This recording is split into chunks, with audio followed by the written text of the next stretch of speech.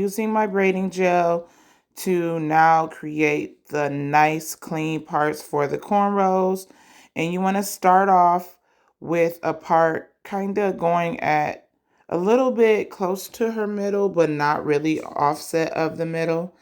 And you want these braids to go towards the back on this section.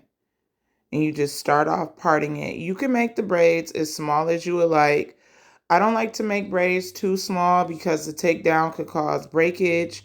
The smaller the braid, the breakage will come. So that is what I go by.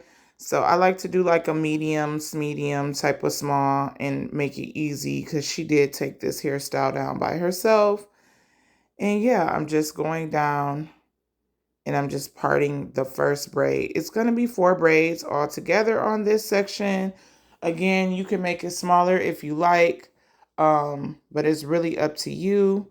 And you want to make sure you really use the braiding gel a little bit generously if you're trying to do the stitching method. I'm using the stitching assistant on my pinky to help with the stitching. But to be honest, when the braids are small like this, I kind of just naturally stitch. So I didn't really care too much about using the stitching ring. But yeah, you just want to make sure you are braiding not too tight. Not too tight, okay? You want to make sure you're braiding not too tight. Once I get off her scalp, I kind of just pin it to the side because I'm going to then twist that as well, like I did the back section. And I have to use the mousse, and I really don't want to put that mousse product on my hands right now. I just want to get the cornrow section done. And as you guys know, the cornrow starts off with 3 pillars, and then you braid, and then you grab more hair, and then you braid. If you want to see a slowed down motion of how I did this section, please let me know in the comments below. But yeah, you just part it. You actually can do a design if you like, but since I'm doing the Tyla-inspired, um, you know, I'm not really doing much of like any curving or anything like that. You also want to ask your client if they want any type of edges out. With her, we do like the natural edges that come out of the braid. I don't really try to pull out of her braid too much to do the edges. I just do the little hairs you see. I know I told you guys in the beginning of this section it was only going to be 4 braids. I really was like, oh man, no, it's going to be 5 braids. So make sure you part all 5 if you're doing it exactly like mine. You can pre-part ahead of time if you would like.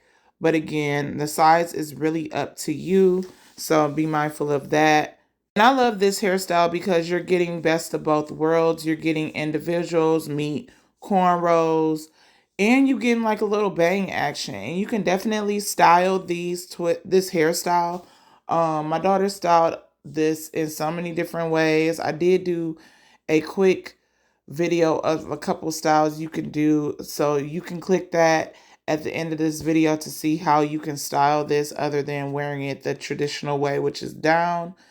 And yeah, I just really love Fulani hairstyles in general just because you can get the best of both worlds.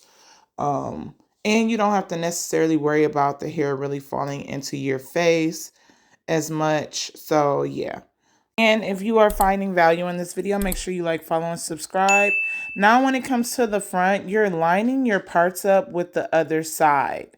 Fortunately, I was unable to get the footage of me actually doing the first 2 cornrows on this side. But as you guys can see, I am just lining up the part with the other side. And that's what makes this hairstyle look so beautiful. I did curve it a little bit, I believe, on this braid. But yeah, you're lining up the parts. And if you really pay attention, once my hand get out of the way, you'll see that that part lined up with the other part. And yeah, that's pretty much how you do this top section, is just lining the parts up. After so long, though, you're not going to be able to line it up. So you kind of want to just give it like a curve and follow the nature or natural way of the flow of the braids. And that is how I did the design at the top.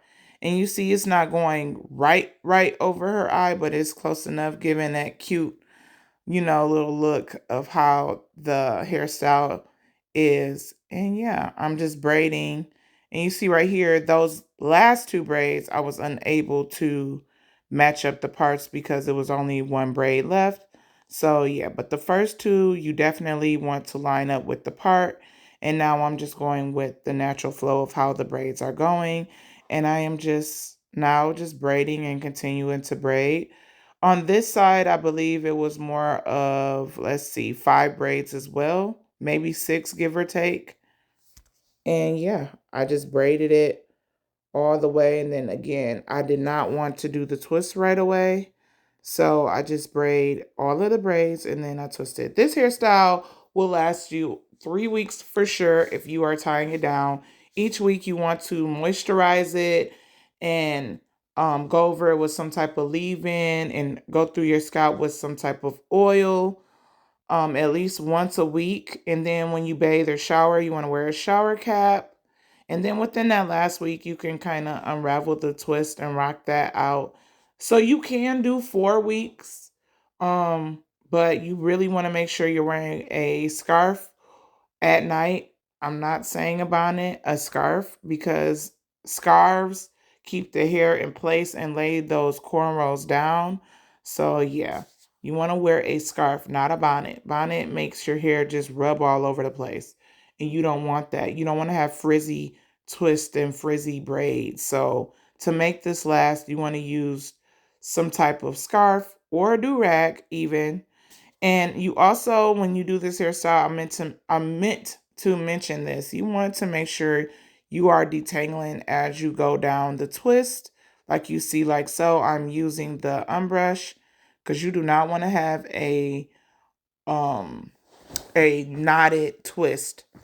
But yeah, this hairstyle though, as far as longevity, it lasts you a good month with good maintenance and care. So it really depends on how you are doing each thing. How you put on a shower cap, how you put on a scarf at night.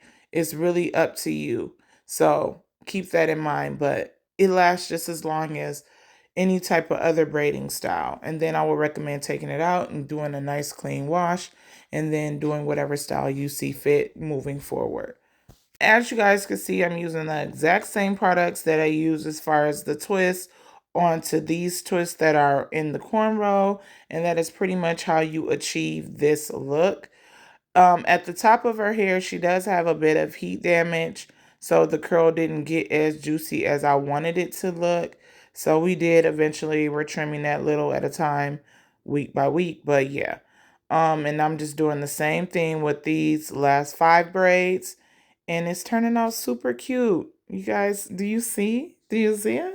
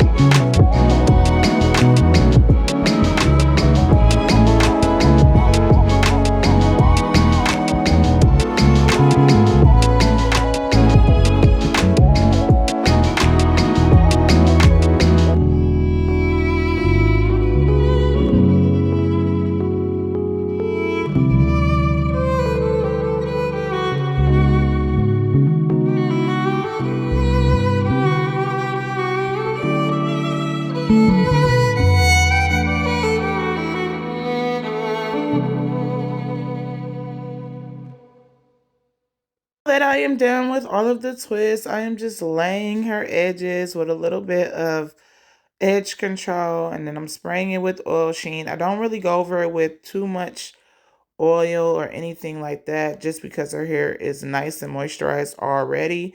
And you see I clipped everything down, and here is the finished product. It turned out super cute. I just love it so much. So if you want to do the trendy Tyla hairstyle, here it is for you. And here's some other tutorials to check out. See you on the next one. Peace and hair grease. Bye.